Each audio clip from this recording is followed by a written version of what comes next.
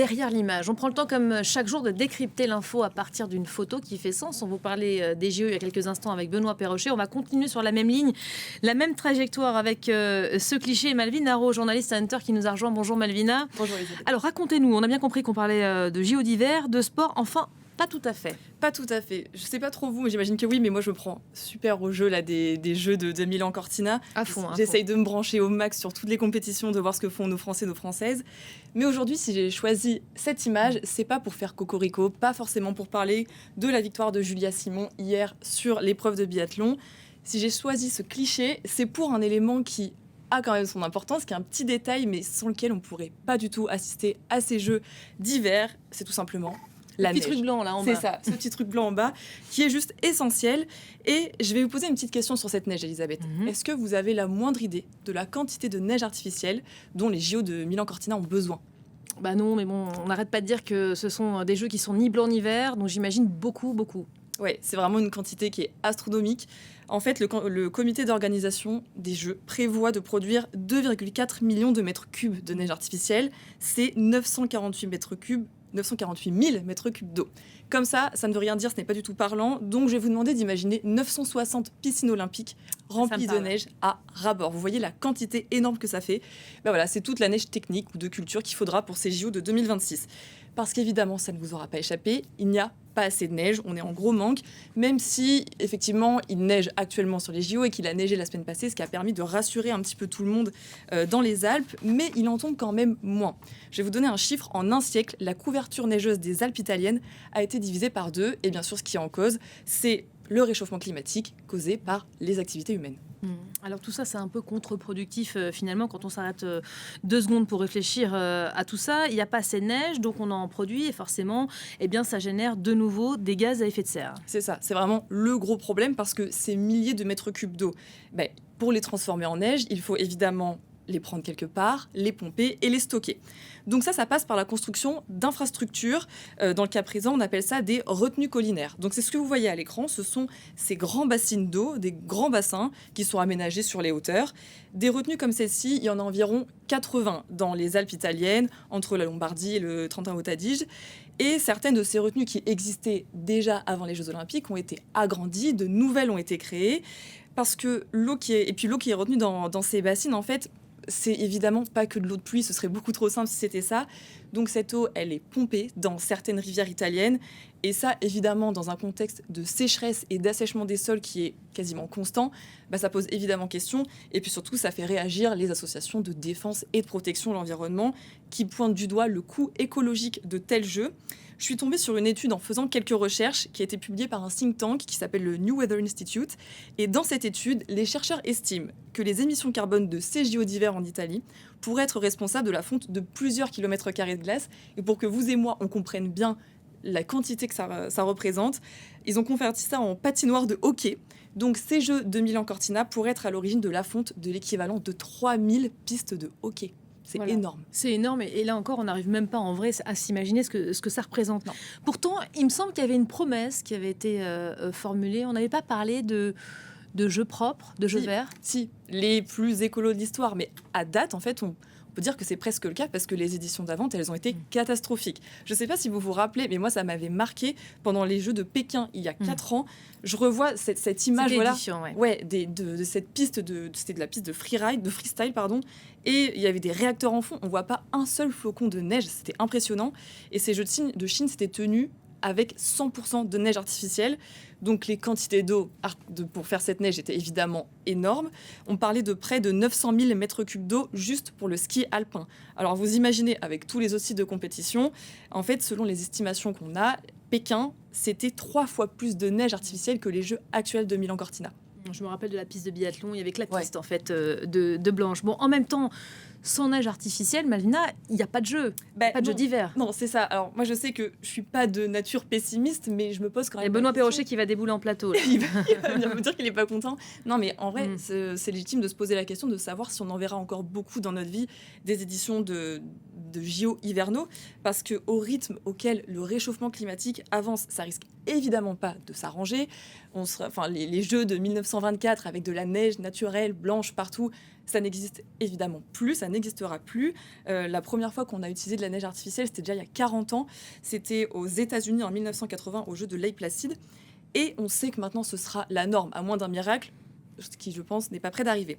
Mais en fait, pour le bien de la planète et donc pour les générations futures, en fait, est-ce que ça vaut vraiment le coup de continuer à organiser de tels jeux? Et est-ce que les petits piou-piou de 2026 qui apprennent à skier maintenant, ils pourront devenir professionnels à l'avenir? On est en mesure de se poser la question. Et justement, il y a 3 ans, avec ma collègue Renée Bertini, on était allé dans une école de ski à Champs-Rousse pour demander aux petits qui apprenaient à skier ce qu'ils en pensaient. Ça va être sympa, ça. Leur rêve, c'était de devenir pro. Donc, c'était il y a 3 ans. Ils ont grandi, mais leur témoignage, il est encore d'actualité. Je vous propose de l'écouter.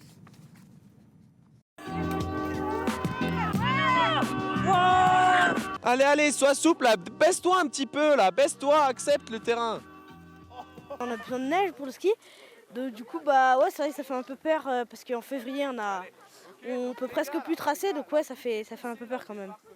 Yeah, it was really difficult because on the slopes there were a lot of stones, and outside the slopes we had like no snow at all. We had only grass. So usually we went at the gym.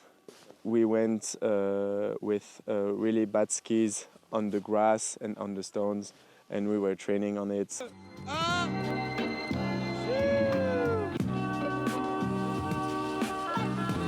Allez, on fait des virages là. Et on vend pas des virages pour rien, nous, allez. L'année dernière, on avait beaucoup de neige, là on en a moins. Et du coup, ça fait qu'on doit aller dans d'autres stations pour aller skier. On essaye de s'adapter comme ça. C'est assez compliqué, du coup ça rajoute de la pollution avec les trajets, les transports, tout ça. Et du coup je trouve ça un peu décevant et qu'il faudrait qu'on essaye de faire chacun un petit geste pour qu'à la fin ça fasse quelque chose de gros et qu'on puisse continuer à faire du ski comme ça. Bon, il y a eu tromperie sur la marchandise, c'est pas du tout des piou-piou, ça, c'est des petits champions en herbe. Mais c'est peut-être aussi pour ça qu'ils ont une telle prise de conscience, ces jeunes, parce que pour eux, il y a un enjeu à skier. Alors, impressionnant la façon dont ils avancent sur l'herbe, pas sûr qu'on tomberait pas nous. Ils vont devoir faire face à cette réalité, l'absence de neige. Qu'est-ce qu'ils feraient sans neige? Ça peut briser des envies de carrière, forcément. Clairement, en fait, ils avaient 11 ans à l'époque, ils étaient déjà ultra conscients. Et quand on leur posait la question, mais qu'est-ce que tu feras s'il n'y a plus de neige? Ils disaient soit je changerai de sport, soit j'irai ailleurs, je trouverai un autre pays. Là, on voit ces images. Enfin, c'est fou de se dire qu'ils ont appris à skier sur l'herbe, même si évidemment, c'est pas le cas tous les ans non plus. Mais bref, vraiment, ils disent que se déplacer, c'est juste repousser le problème. Et c'est ce que disait Swan, le dernier petit skieur qui était à l'écran. En fait, il pointe du doigt le problème des transports, parce que lui, à son échelle, quand il est avec son club, il va un peu plus haut chercher de la neige pour skier, donc il se déplace en bus, en voiture, et ça fait toujours effet boule de neige en fait, ça continue de polluer. Et ce problème, c'est un gros point noir pour les JO, les transports, de manière générale pour les JO d'hiver, les JO d'été, bref, toutes les compétitions sportives où ça implique des déplacements internationaux. Et justement, à l'occasion des JO de Paris en 2024, à Enter, on s'était un peu posé la question de savoir à quoi ressembleraient les JO du futur si on prenait en compte cette question climatique. On avait interrogé plusieurs associations, et sur la question des transports, justement, il y en a une qui nous avait vendu un peu une alternative pour essayer de justement réduire l'impact environnemental des déplacements pendant les JO. César Dugast nous avait répondu, il est cofondateur d'une ONG qui s'appelle Éclaircie. C'est un collectif d'experts indépendants sur les questions climatiques. Je vous propose d'écouter la solution qu'il proposait pour les JO d'été, mais on peut imaginer que ça s'applique aux JO d'hiver. Vous me direz après si on en reparle juste après, ok. Les Jeux Olympiques, on pourrait très bien les répartir dans plein de villes autour du monde. Ça aurait l'avantage d'abord de ne pas tout concentrer, mais aussi de disperser le recrutement des spectateurs et favoriser le recrutement local de spectateurs. Par exemple, si on a le squash en Australie, la natation à New York, l'escrime à Paris, je dis n'importe quoi, on aura plutôt visiblement un effet qui recrutera des Français pour aller voir les Jeux à Paris ou dans les pays alentours. Et donc il y aurait des recrutements locaux, ce qui ferait en sorte qu'on aurait beaucoup moins d'avions et beaucoup plus de transports terrestres, le train, la voiture à plusieurs, etc. Alors, bonne ou mauvaise idée? Peut-être huer, mais c'est vrai que l'idée est noble sur le papier, mais ça altère quand même un peu l'esprit de fête, non? Je suis assez d'accord. En tant que fan de sport, moi aussi, je me dis que ça perd un peu de son charme, mais est-ce que c'est pas la solution pour continuer de voir des éditions des JO d'hiver plus tard à l'avenir? Enfin voilà, c'est vraiment quelque chose qu'on peut se poser, quoi. Bon, en attendant, on fait quoi? Les Jeux de 2030, c'est chez nous en France. Ça va arriver extrêmement vite. On en parlait encore hier avec Benoît. On n'a pas le temps de penser à un système comme celui-ci. Qu'est-ce qui a été déjà pensé? Bah alors, les organisateurs des Jeux de 2030 dans les Alpes, ils promettent de s'inspirer des Jeux de Milan et d'apprendre des erreurs. En gros, c'est ce qui est vendu sur le papier, même si on sait déjà que Ça s'avance pas trop, là.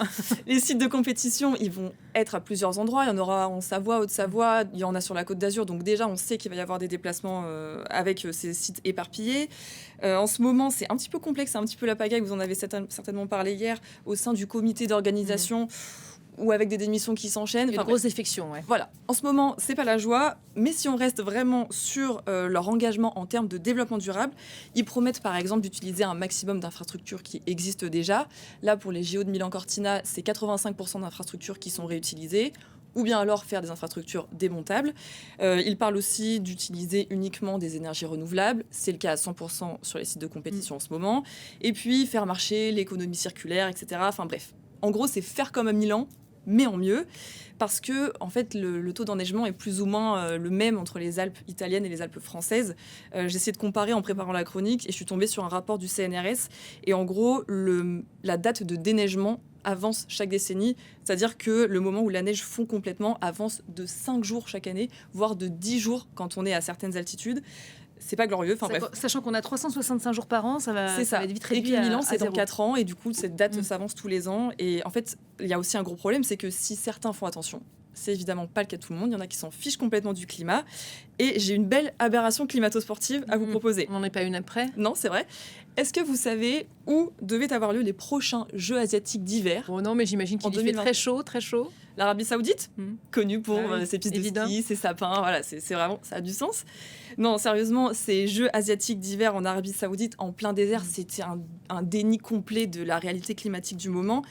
Mais bonne nouvelle pour la planète, on va dire. Les Saoudiens ont annoncé fin janvier vouloir décaler ces Jeux à une date ultérieure et surtout les proposer à la Chine ou à la Corée du Sud, qui ont déjà les infrastructures pour, parce qu'ils ont déjà organisé les JO en 2022 et 2018. Peut-être que le bon sens, finalement, c'est le premier pas qui fera plaisir au climat quand on part de si loin. Merci beaucoup Malvina pour cette chronique fraîche et verte. Pour le coup, journaliste à Hunter, évidemment retrouvée sur la page d'Hunter. Tiens, faites la pub au passage. Allez, je vais faire un petit peu de pub. Non, nous on est sur les réseaux sociaux, Instagram, TikTok et YouTube. Sur Instagram, tous les jours, on poste des vidéos d'actualité européenne. Et puis sur YouTube, ce sont des longs formats que l'on tourne un peu partout en Europe. Donc voilà, n'hésitez pas à nous suivre sur les différents réseaux. Et régulièrement dans cette case derrière l'image. Toujours avec plaisir. Évidemment. Merci Malvina.